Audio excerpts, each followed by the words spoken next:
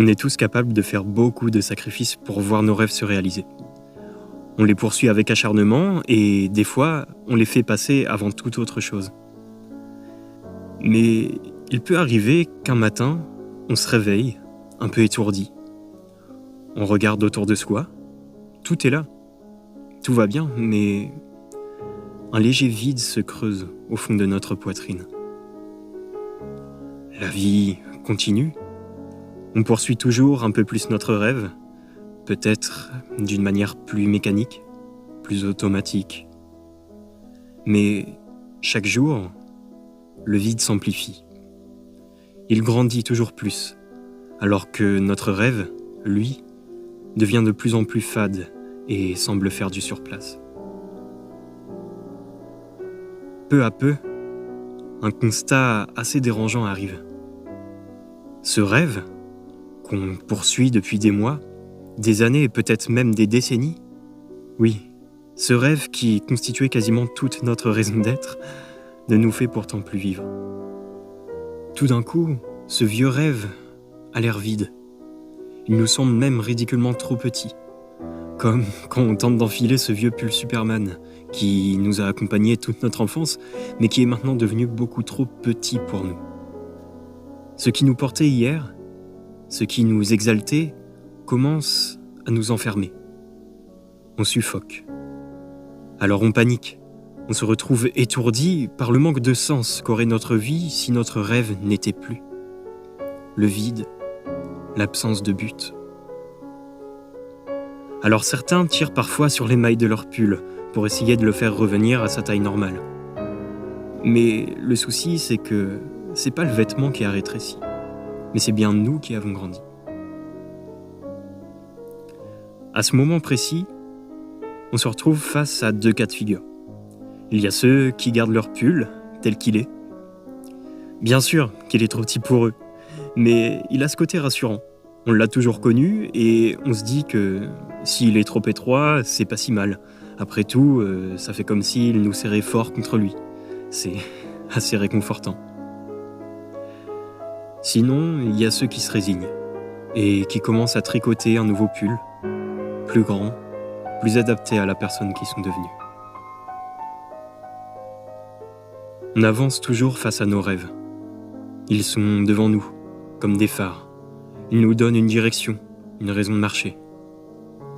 Chaque période de notre vie a ses propres rêves. Et quand on se retourne, on réalise que le chemin qu'on a parcouru n'est qu'une succession de rêves périmés, rejetés ou achevés. Je pense qu'il existe certains rêves qui sont faits pour ne pas être réalisés. Ou alors, ils sont faits pour être abandonnés, une fois qu'on y est enfin arrivé. Des rêves qui seraient nés d'élan forts, justes et sincères, mais éphémères. Des rêves avec un but précis, mais bien caché, simplement destinés à nous mettre en marche, à nous attirer vers un chemin différent. Pour ce genre de rêve, il arrive alors un moment où il est sage de savoir s'en écarter et de tendre l'oreille pour saisir où le Seigneur désire nous emmener à présent. La plus grosse erreur à faire, ce serait de rester enfermé dans un rêve qui ne porte plus aucun fruit, pour nous ni pour le monde. Je sais, c'est assez difficile de renoncer à un rêve. C'est peut-être même plus difficile quand on a réussi à le réaliser, à le faire devenir réalité après tant d'efforts et de sacrifices. Mais continuer de s'accrocher à un ancien rêve, c'est parfois non pas un acte de fidélité et de courage, mais plutôt une manière de refuser de grandir.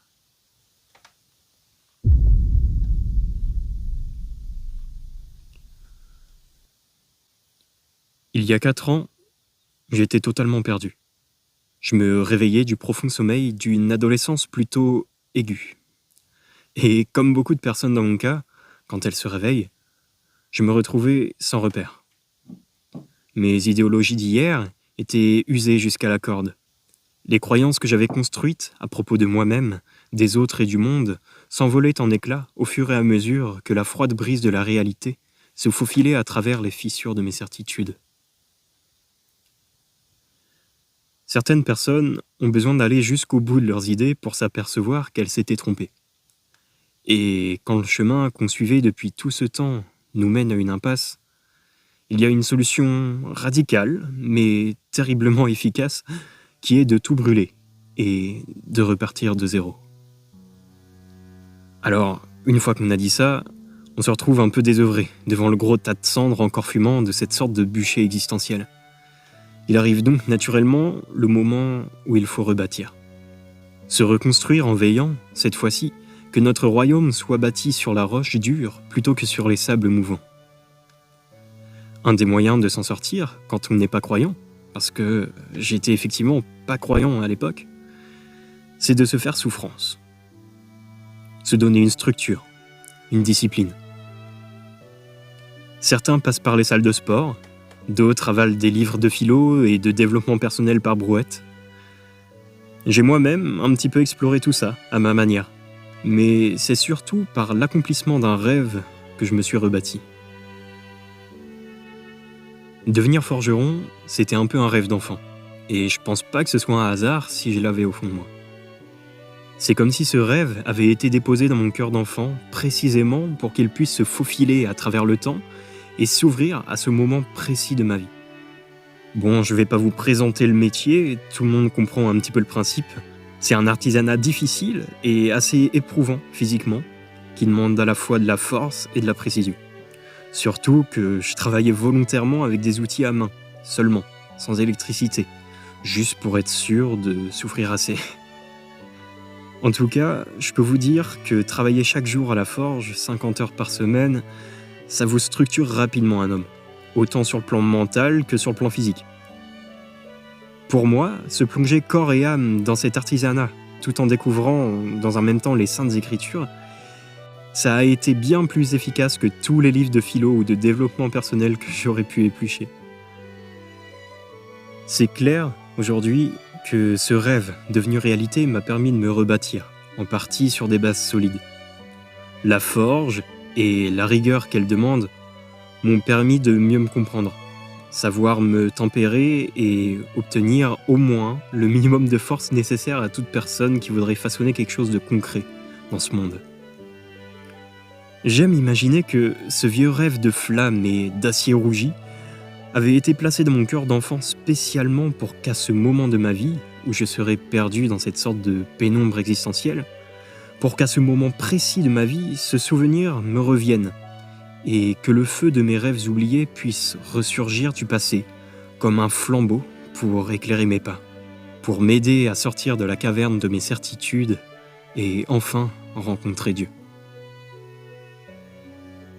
J'ai jamais cru en lui un seul instant de ma vie, jusqu'à pas longtemps. Et pourtant, lui, il a bien cru en moi, malgré tout.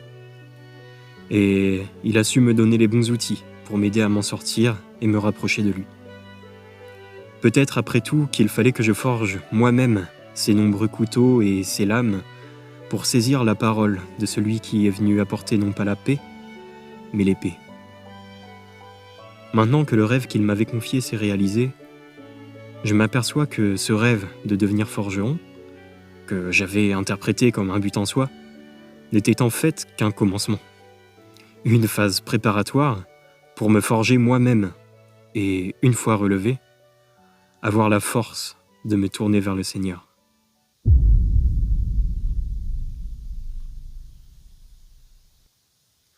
Le souci quand on se demande si on doit bien abandonner un rêve ou non, c'est bien que, même si on a les meilleures intentions du monde, il faut savoir discerner.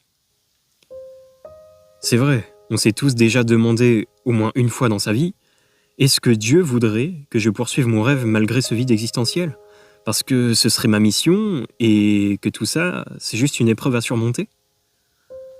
Ou alors, est-ce qu'il faudrait que j'abandonne ce rêve pour suivre cette autre voie qui m'attire au loin, sûrement vers ce que le Seigneur aurait prévu pour moi ?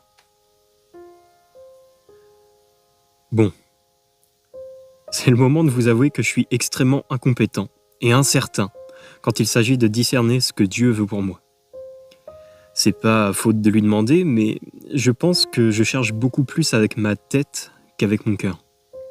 Mais ma modeste expérience de la vie m'a appris à avoir confiance dans l'idée que Dieu s'est posé les bonnes intentions au fond de moi et qu'en suivant mon cœur, j'éviterai à ma raison de m'égarer dans des voies stériles. Dans ce cas-là, bien sûr, il reste encore à discerner ce qui est du domaine du cœur et ce qui est du domaine de l'envie et des désirs. Mais ça, c'est un autre sujet. En tout cas, pour moi, je sais maintenant que j'ai envie de centrer mon travail sur Dieu. Et que dans ma situation, la forge, ce serait pas vraiment le meilleur moyen d'expression pour ce qui vient. Ce serait plutôt même un frein à mon action dans ce monde si je m'accrochais plus longtemps à cet artisanat. C'est pour ça qu'aujourd'hui, je choisis d'abandonner ce rêve. Sûrement que vous aussi, vous avez déjà ressenti ce vide. Cette angoisse qu'on ressent lorsqu'on est à la recherche d'un nouveau rêve auquel s'accrocher. Peut-être que vous avez, vous aussi, déjà ressenti ce pull trop étroit. Cette sensation étrange d'avoir accompli quelque chose qui maintenant ne nous ressemble plus et nous oppresse même.